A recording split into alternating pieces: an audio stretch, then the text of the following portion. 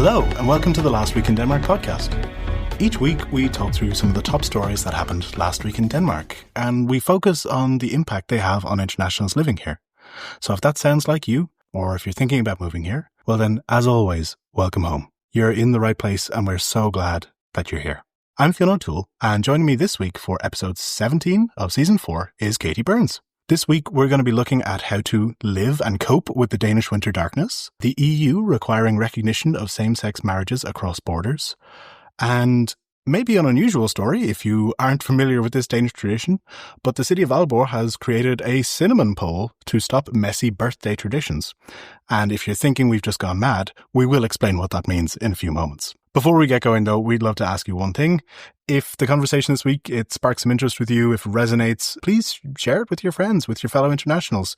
You could screenshot this episode and share it on your social media. You can hit share directly from Spotify or Apple Podcasts if you're listening there. The thing is, we're here to help internationals in Denmark stay informed and feel connected. It's their home just as much as anyone else's. So thank you so much for helping us reach more internationals just like you. Hey, Katie, how are you? Hi, Fionn. God, it's been so long. How are you doing? How are you coping with winter? You know what? Today was a big day. I've been coping with winter well. And one of the reasons why is I set myself a challenge earlier in this year to read 25 books this year. And today I was very happy. I finished my 25th book, and I deliberately kept it that it was going to be this book. It was a book my dad recently released. And I was really happy that, I read 25 books and it was my dad's book, and that was great. And then I counted up the books I'd read this year because I was trying to pick out, what one's my favorite. And I realized I had read another book back in April that I hadn't counted. So I read 26 books. That's great. But my whole plan to end with my own family's book wasn't achieved. But luxury problem. Oh, that's nice. How about you?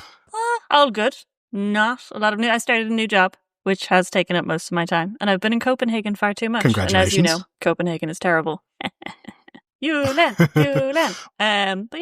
just busy, but grand. I've been trying, there's an ice cream store here. I don't know if they have one in Copenhagen, but they have 6 new Christmas flavors. And I've tried 4. So they have Cohosts, the weird little biscuits. Pepper nuts, I know them well. Then they have Risalaman. Mm-hmm. There's one that's like very almond marzipan, and there's one that's snowballs, which also has a lot of marzipan in it. Okay. And then I haven't tried the last ones, which are like the Juleskum, which is that it's almost a marshmallow, but not really a marshmallow, shaped like a scary Santa.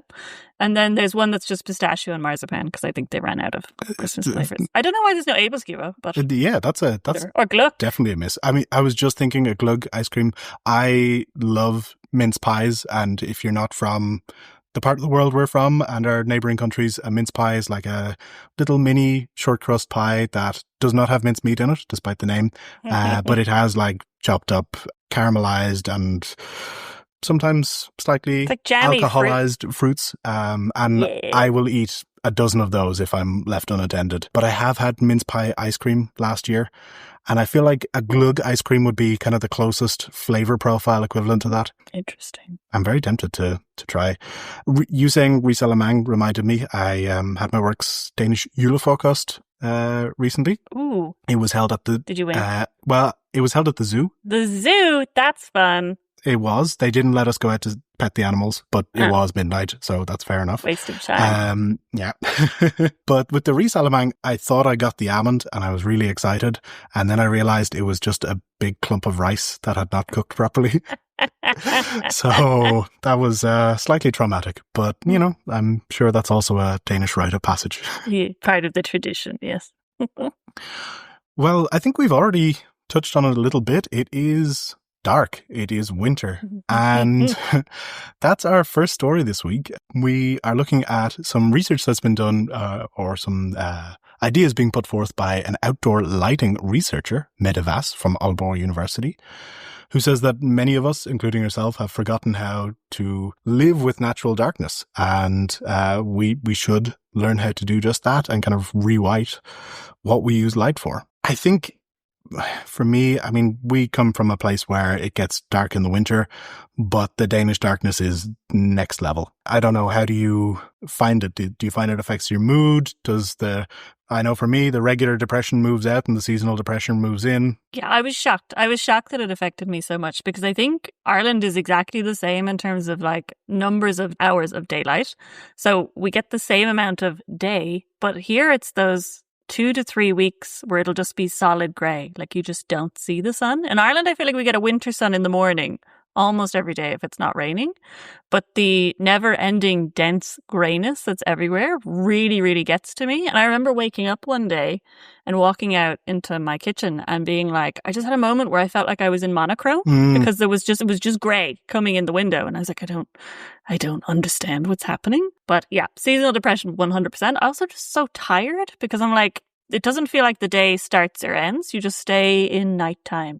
Yeah, I definitely feel that. And that was actually one of the points that Mette Hvass made in her study or her article. She was talking about one of the reasons that we actually feel tired is because in winter, also with the cold weather and everything, we're less active. So we're less likely to be going outside and I guess getting the blood pumping. Definitely true. One thing she pointed out, so she went to Anholt, which if you don't know it is a Danish island in the middle of the Kattegat.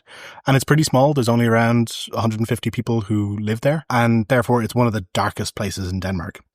I can see you looking rather disturbed. I'm thinking of, the night sky. And actually, I was lucky enough recently to go to my in-laws' summer house, which is in the south of Funen. One evening, actually, it was obviously very dark at night. And we were actually able to see the northern lights really, really well, which I'd never seen before. So that was I don't believe they're real. I think it's a myth. I don't believe you. You'll have to invite me to your in-laws' summer house so I can see them. Until I see them, I don't believe they're real. That's fair. I would show you photos, but obviously that's a conspiracy as well. They could be doctored, AI, etc. Yeah, absolutely. Artificial aurora. Well, one of the things that she came up with was... How would you like to get involved with the Last Week in Denmark podcast? We are doing a project where we are refining our podcast transcripts for accessibility and search optimization, and we need your help. We have about 30 more transcripts that we need to go through from previous seasons, and we need your ears and eyes to do that. The instructions are super simple, and we'd love to get your help. If you're interested, there is a link in the show notes. Just fill out the quick form, and we'll be in touch to get you involved in this exciting project. We look forward to hearing from you. For suggestions, basically, after going on walks at night with the Anholt residents, she said there was 4 qualities of darkness that she thought we should learn from and embrace if we want to learn to kind of live with it ourselves. One of those was the relaxing effect of darkness. The next was that it enhances interaction with others. Then there was it provides a different nature experience. And lastly, it gives access to the other senses.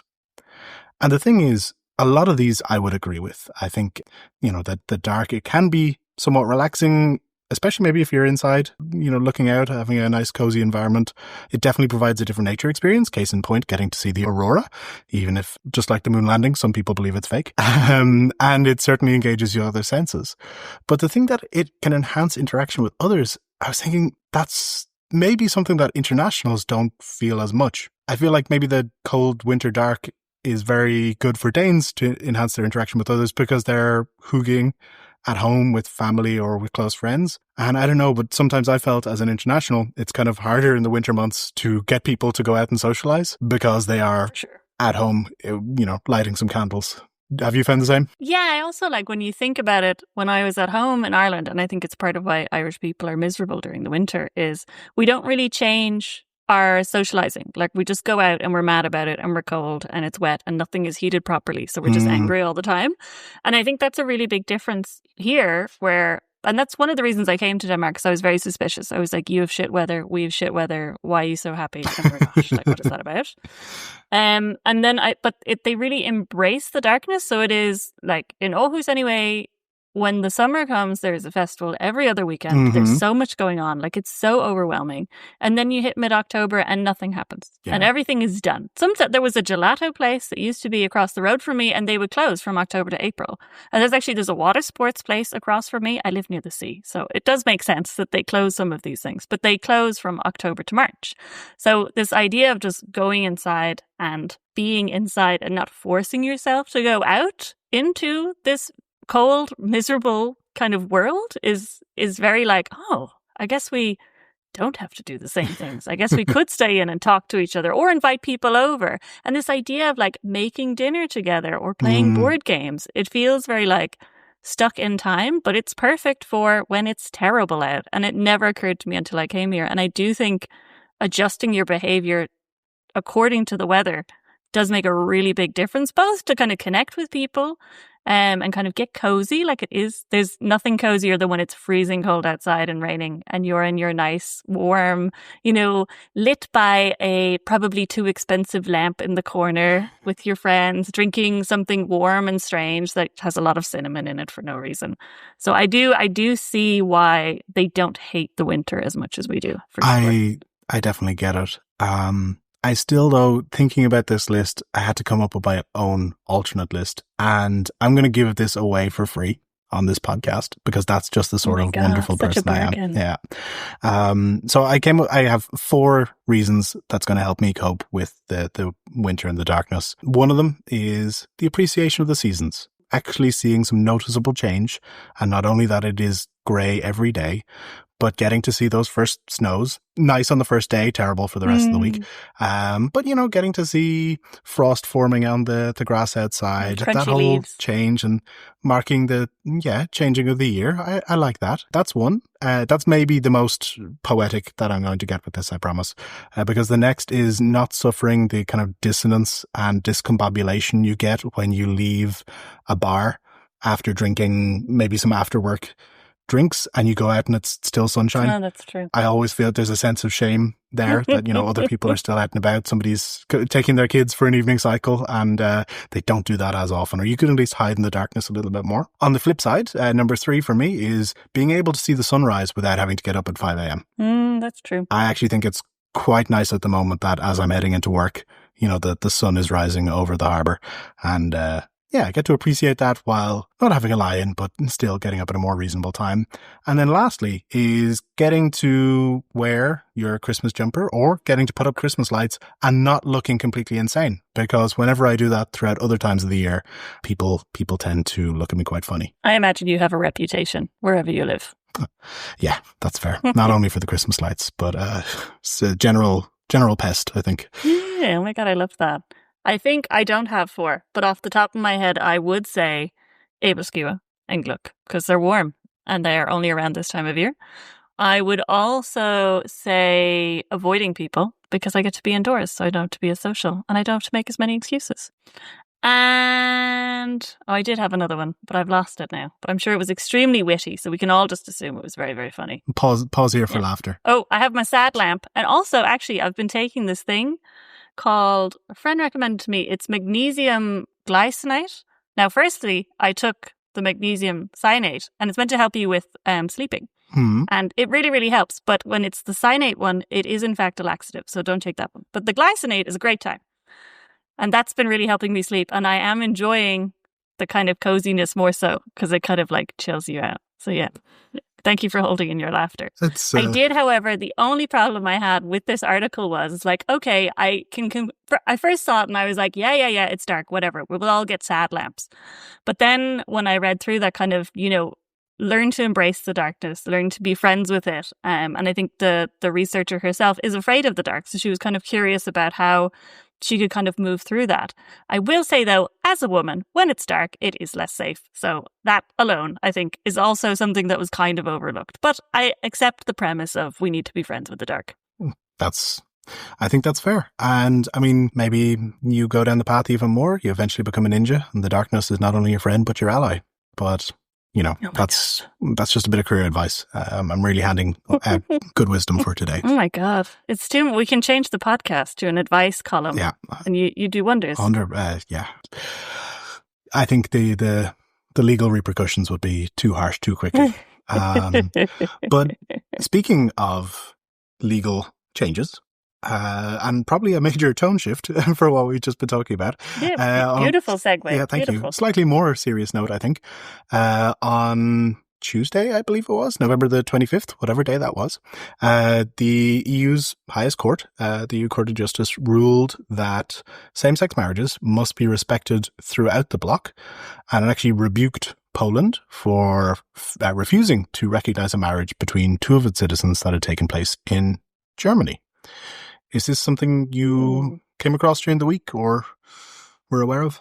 Yes. As you and our listeners may or may not know, I am a giant lesbian. So I do tend to keep track of all things LGBT that are floating around the world. And I think this was great. I think it's I'm a little like, why did it take so long? But we won't dwell on that. It's like, great, fantastic, this came up. And the law in Europe is very much down to cases. So it's kind of setting precedents. It's like, okay, now we have this. So not only have they said the marriages must legally be respected in different countries, but also now if anybody else tries to not respect the legality of those marriages, then there is a good case foundation that people can rely on, and that's going to be okay. It's not like America. They were like, no, we're going to take that back now. Don't worry about it. So I think that's really, really amazing. But I think it's one of these things that I think a lot of people will be surprised that that's not already a thing. And I think there's often a lot of people, and a lot of my friends, a lot of my straight friends, they don't have an awareness, and that no one's going like, oh, why is there a pride parade? But there is a bit of like, oh, but people have the same rights and all that kind of thing now. And it's like, no, they really don't. So I'm going to share a few fun facts here. Please do. So there are 5 countries in the world where being gay is still illegal.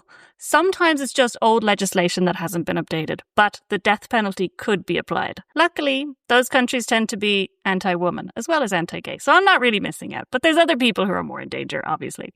Also, same-sex marriage is only legally recognized in 38 countries in the world. Wow. So a shift like this, kind of making sure that a whole area respects that this is legal and it's legal whether you move around, is a huge, huge deal. And I would assume in terms of legalities making a type of history that the EU is enforcing, like it's a bit like them kind of going, this is a human right, people should be allowed. Yeah. While it is very exciting, I do love to kind of rain on parades as well, is that it's not really enough in the sense that you can kind of go like, oh, this is amazing news. But say we had the same-sex marriage referendum in Ireland in 2016. 2015, and even though 2015, I think it was 2016. It was 2015 because I was still allowed to vote in it, having left Ireland in 2014. So I was still within the legal period. Did you have to go home to vote? I did. We all did, didn't we? But anyway, that went through. Fantastic. Yay. Happy days. But they still have not updated the legislation around child adoption. So if I was with my partner and she had a baby biologically, I would have to wait till the baby is 2 and then adopt the baby. Okay. I can't be the legal parent. Whereas in Denmark, they have this really, really sophisticated system where I fill out a form. Oh. And then I'm just the other mother. That sounds very complicated. So, like a lot of... I know. I bet you can see why it hasn't moved across borders. Yeah. But this yeah. new technology. So it's that kind of like... forms. Yeah, it's crazy. And someone printed it for me. So like, it's going to be fine. Yeah, it's crazy. But yeah, so this is a good start. And I like as well that maybe it will catch a few people off guard to be like, oh, was this been a problem? Is this something that someone had to do? And it's like, yes, but there is also so much more. Yeah. And I think one thing that's important to clarify for our listeners as well, this ruling is not legalizing same-sex marriage in every country in the EU. But what it is doing is making sure that countries that do not currently recognize it have to recognize the marriage. So somebody, in this case, 2 Polish men who were married in Berlin in 2018, their marriage has to be treated like any other people moving back to Poland or moving to Poland's marriage would be treated. What I thought was quite interesting was in the way the court framed it. The court said Poland had been wrong not to recognize this, and that it infringes not only the freedom to move and reside, and of course that's one of the 4 kind of pillars of the EU is freedom of movement, but also the fundamental right to respect privacy and family life. So I thought that was quite an interesting way, not only yes, they're framing it as a rights issue, but they weren't only framing it as an LGBT issue, but actually this infringes the other kind of core fundamental rights within the EU as well. I mean, this is definitely a huge step forward. It's a historic ruling, but there are still quite a few countries in Europe and in the EU who, as you said, do not recognise it. Poland being one of them, although Donald Tusk's government is trying to bring legislation through, but is kind of struggling with their conservative coalition partners as well. The march of progress is never done, but I think this is an important step. Hopefully it is not a box-ticking exercise, as you sometimes see, and it is the first of more steps to come afterwards. But I think it's a wonderful step, and as it says, the fact that it wasn't recognised before could create serious disadvantages, both administrative, professional, and private, by forcing spouses to live as unmarried people in their member state of origin. And as somebody who is not currently married yet, but has kids and a long-term partner, that is sometimes something that weighs on me, right? You have to be very clear with the will and everything, what happens in case one partner dies, and that's often way less complicated with marriage. So I think it just is such a fundamental thing, right, to treat people equally, and in this case, hopefully that goes a large step to completing that. Yeah, it's also kind of another moment to kind of just be like, it's nice to live in Denmark, because this just isn't an issue in a lot of ways, like in the sense that you can get married, but also there's no, I think when you do your will, there's no like specification of gender or anything. It's just like, this person gets everything that I want. This is great. And then also, I don't know about Denmark, but in Ireland, when you're married, you get quite a lot of tax benefits. So there's things like that to kind of. It's funny. I met my partner in Switzerland, and we had our first child in Switzerland as well. And then we had to jump through many, many hoops to show that we weren't married. Well, one, because we weren't married and because we were internationals, although we weren't referred to that in such nice terms by the Swiss authorities, we were treated almost like criminals. They would not recognize that he was my son, despite the fact that there was no contestation around this. I was there the whole time, from the start to the finish, and I was there in the delivery ward, and you could just look at this baby, and he was so clearly, like, same face. It was freakish. Big Irish head on him. Really, yeah, genuine. Like, no, he's not your son. You can recognize him, but it was almost like I was trying to adopt him. And then they also debated that he shouldn't be marked down as having Irish citizenship on his birth certificate, despite being entitled to that automatically, because he was not born to an Irish citizen, but he was now being recognised to an Irish citizen. It was a lot of hoops, but the reason we had to prove that we weren't married was because in Switzerland there was a tax benefit of not being married, because the married spouse only got 80% of their tax credits instead of the 100% that you would each get. So that was maybe you could say a less progressive system of doing things. So I'm also quite happy that I live here in Denmark instead. Yay, Denmark! Well, one key thing that the Danes love to celebrate is, and speaking of marriage, it is turning 25 and not being married. Crazy. And there is a certain ritual that if you live in Copenhagen like I do now, you may not be familiar with. But as our ULAN correspondent, would you like to fill us in on what that is? I would be honoured. We, of course, have this time-honoured tradition from, I presume, hundreds and hundreds of years, where if you reach the age of 25 and you are not married, crazy in this day and age, I know, particularly if you're from the countryside, apparently, you will be tied to a lamppost, and the people who love you most in your life will throw cinnamon at you. No, I do not mean a shaker of cinnamon or just like a sprinkle here and there. You will be so entirely doused in cinnamon that all of your skin will burn. It will get in your eyes. It will get into every orifice. Yikes. This is something that has been causing trouble, I think, all over the city. But in particularly the area where I live on Aarhus, we live near the sea. And it's kind of an area where there's quite a lot of young people. There's some students, but a lot of older people have bought their apartments here as kind of like their retirement plan. And I would say every other week during the summer, there was someone complaining about the huge piles of cinnamon all over the streets. This is very upsetting for some people, even though I'm like, you definitely did this Absolutely. When you were younger. Yeah. It's something I turned 25 when I lived in Switzerland, but I was working for a Danish company and most of my friends were Danes at the time. So I had a very, very mild version, but I felt honored that I got cinnamon thrown at me. And then a few years later, I moved to Denmark. And when I moved to Denmark, I didn't move to a big city. I moved to a very small city in Sønderjylland. I was walking down the street once and there was a bench. And you know how like in a cartoon, when somebody hits a wall really hard and there's a hole where you can see the outline of their body? There was basically that. There was the outline of somebody's body sitting on this bench, and the rest of the bench was entirely cinnamon coated. And very often, I don't know if they do this in Norgeland, but they throw water as well to really get the cinnamon Make sure it to stick. You can't get rid of it. Yeah. And it was then fairly common that I would see a lamppost where clearly somebody had been doused. Well, in the city of Aalborg, there is a housing association called the Himmeland Housing Association, which owns several hundred youth housing units. And as you may imagine, the youth might be the ones turning 25 eventually. And it's been a bit of a challenge because they have a lot of cinnamon. So they have transformed a basketball hoop into a cinnamon-coloured metal pole, and they've given it the best name. They have called it the Kanelstang, which means cinnamon stick. It's also the name of a sweet treat I like to order in the bakery sometimes. I think this is quirky, but I love it. And the thing I maybe love the most about this whole story is that when I first read it on the DR's website, I, as I often do when researching this, used Google's wonderful translate extension for Chrome, so it was automatically running. It translated the headline, maybe not in the most fluent way, you could say. So here's the literal translation that Google Translate gave me. No more brown garbage at lampposts. Birth attendants are tied to cinnamon sticks.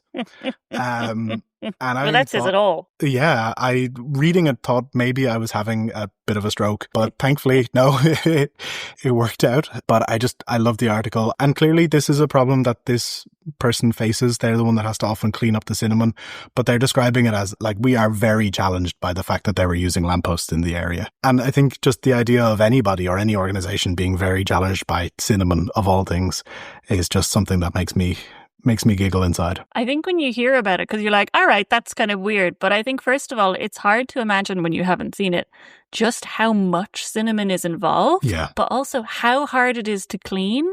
So as I said, it happens a lot in the area where I live and people often get upset about it.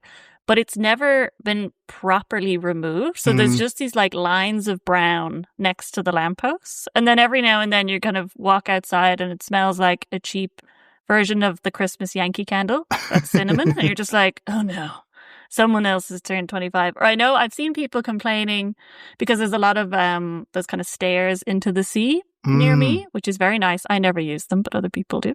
But they were saying when you get cinnamon, when you walk through the cinnamon, they are wet, so they can't get it off. Oh, and then it stings if you have any open wounds, a bit like lemon, if you get that on like a paper cut. They're also saying that it can make dogs very sick. So dogs like lick it up, and then their little dogs are getting there's only small dogs on the island, so they're the ones that are suffering for the cinnamon. But yeah, I have seen it happening, and it is just like, oh, it looks like a crime, but it's cinnamon. Should I do something? And people are proper taped to the pole. You can't get away from the lamppost. And it's like, what if they leave them there? How does this end? The two kind of variations on this as well. One is, of course, if you turn 30 and you're not married, it's then pepper, which is thrown at you. And I did turn 30 in Denmark and I was unmarried, and my colleagues did throw a lot of pepper, but thankfully they did it more in a metaphorical sense, and I just had a lot of little sachets of pepper thrown on my desk and some like red bell peppers as well, which was a bit of a stretch. But then also I know in certain parts of Denmark, not only is there, you're tied to a pole and cinnamon thrown at you, but people take like oil drums or barrels and make, I want to say a tower, but if we're very honest, it's more of a penis or more of a penile construction that goes in people's front gardens, typically their parents' front gardens. Yeah, that's thankfully also not something I've seen around my neighborhood. Safety hazard, obviously. But yeah, odd traditions. I'm sure there's some wonderful old pagan connection to fertility and birthdays. I don't know. But God. Listen, it's every culture has its quirks, right? Yeah, it's tradition, so you can't argue about it. It's just tradition. It's like the cat in the barrel for Fastelang.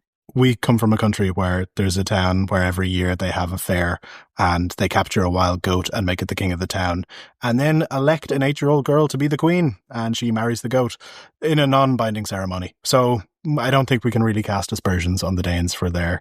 But lately people have been very worried about the goat and the goat's safety. So we're growing as a people, but they still elect the goat. That's and no worries about the girl. Yeah, she's fine. Yeah, exactly.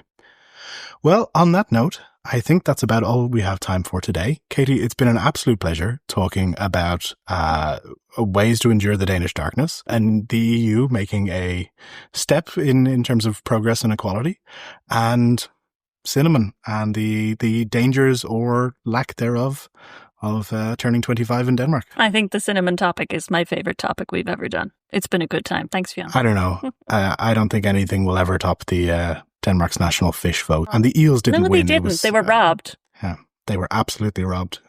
So, maybe this is the genesis of a new campaign to overturn the result. 2026, bring the eels back to glory. And with that, we will just say a huge thank you for listening to our audience. Thank you so much to our podcast manager, our editors, and the whole team of people who help get this out across socials, the websites, transcripts, you name it. We are backed by such a wonderful crew of talented volunteers. And have a wonderful week ahead. Katie, it's been a pleasure having a chat with you. You too. Talk to you soon. Bye. Bye-bye.